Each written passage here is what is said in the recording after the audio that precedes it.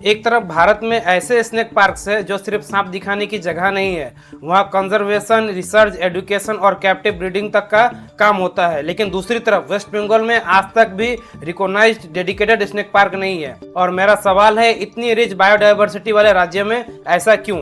भारत का पहला snake park Chennai snake park 1972 में शुरू हुआ था। आज वहां सालाना 5 लाख से ज्यादा विजिटर आते हैं। और सबसे इंटरेस्टिंग बात, 2024-25 में इस पार्क की रिपोर्टेड इनकम करीब 1.75 करोड़ थी, जबकि एक्सपेंडिचर करीब 1.61 करोड़ यानी करीब 14 लाख का सरप्लस था। लेकिन यह कोई प्राइवेट प्रॉफिट मेकिंग बिजनेस नहीं है। चेन्नई स्नेक पार्क एक नॉन प्रॉफिट ऑर्गेनाइजेशन है और उसके ऑफिशियल स्टेटमेंट के अनुसार पार्क का एक्सपेंडिचर मुख्य रूप से गेट कलेक्शन से चलता है। दूसरा बड़ा एग्जांपल है केरला का पारस सिनिकाडबू स्नेक पार्क। यहाँ सिर्फ स्नेक्स को डिस्प्ले करने की बात नहीं है, इसके कंजर्वेशन ऑब्जेक्टिव्स में एंडेंजर्ड रेप्टाइल्स की कैपेटिव ब्रीडिंग, रिसर्च और वाइल्ड लाइफ कंजर्वेशन शामिल है। हालांकि यहाँ एक इंपॉर्टेंट बात समझनी होगी, हर कैपेटिव ब्रीडिंग प्रोग्राम का मतलब यह नहीं है कि पैदा हुए स्नेक्स को जंगल में छोड़ दिया जाता हो। सेंट्रल जू अथॉरिटी के एक एवोल्यूशन रिपोर्ट में स्पेशली यह भी दर्ज है कि पारस सिनिकाडबू में किंग कोबरा ब्रीडिंग डिस्प्ले के लिए की जा रही थी, वाइल्ड रीस्टॉकिंग के लिए नहीं। इसलिए कंजर्वेशन का दावा करते समय हमें स्पीसीज वाइज प्रोग्राम और उनके एक्चुअल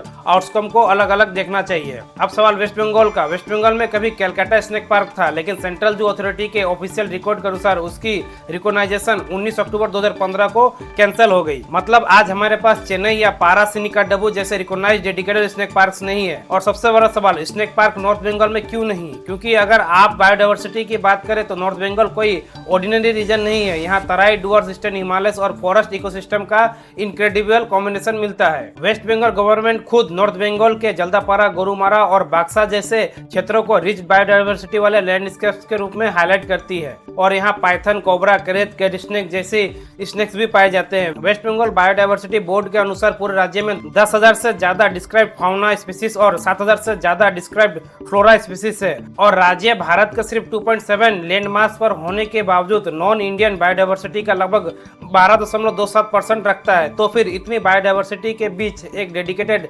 स्नेक और रेप्टाइल कंजर्वेशन सेंटर क्यों नहीं? हमारे नॉर्थ बंगाल और हिमालयन फुटहिल लैंडस्केप में किंग कोबरा जैसी स्पीसीज मौजूद है। वेस्ट बंगाल के स्टेट ऑफ एनवायरमेंटल रिपोर्ट में भी किंग कोबरा को नॉर्थ बंगाल के फुटहिल्स, फॉरेस्ट और सुंदरबंस तक रेस्ट्रिक्टेड बताया गया था। लेकिन यहाँ एक बात मैं साफ करना चाहता हूँ, हम ये नहीं कह सकते कि नॉर्थ बंगाल में किंग कोबरा की पॉपुलेशन निश्चित रूप से हर साल घट रही है, जब तक हमारे पास लगातार पॉपुलेशन मॉनिटरिंग का साइंटिफिक डेटाबेस ना हो। लेकिन habitat loss, fragmentation, human wild life conflict और इलीगल वाइल्ड लाइफ प्रेशर जैसी समस्याओं के बीच पॉपुलेशन मॉनिटरिंग और कंजर्वेशन रिसर्च की जरूरत बिल्कुल है। और यही एक स्नेक पार्क बहुत बड़ा रोल निभा सकता है। एक मॉडर्न स्नेक पार्क में हो सकता है snake rescue and rehabilitation centre, veterinary facility, research laboratory, species identification centre, public awareness programme, school education, venom research, scientific captive breeding जहां कंजर्वेशन प्रायोरिटी हो। और सबसे जरूरी, wildlife institute of India भी बताता है कि मॉडर्न जू सिर्फ एनिमल्स को डिस्प्ले करने की जगह नहीं है, वे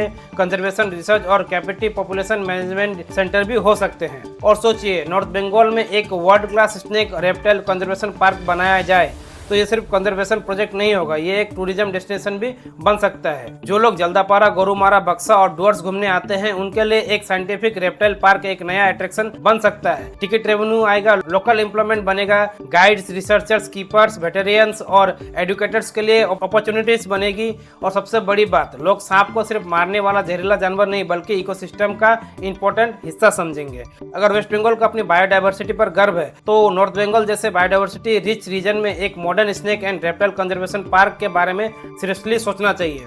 ऐसा पार्क जहां टूरिज्म भी हो, एजुकेशन भी हो, रिसर्च भी हो और कंजर्वेशन भी। क्योंकि सांपों को बचाना सिर्फ सांपों को बचाना नहीं है, ये हमारे पूरे इकोसिस्टम को बचाने की कोशिश है। और शायद नॉर्थ बंगाल का अगला बड़ा वाइल्ड लाइफ टूरिज्म डेस्टिनेशन जंगल के बाहर नहीं बल्कि एक स्नेक कंजर्वेशन पार्क के रूप में बनाया जा सकता है। तो दोस्तों, ये जानकारी आपको कैसे लगी कमेंट करके बताएं। हो सकता है इस वीडियो को लाइक भी कर दे, शेयर भी कर दे। तब तक के लिए जय हिंद।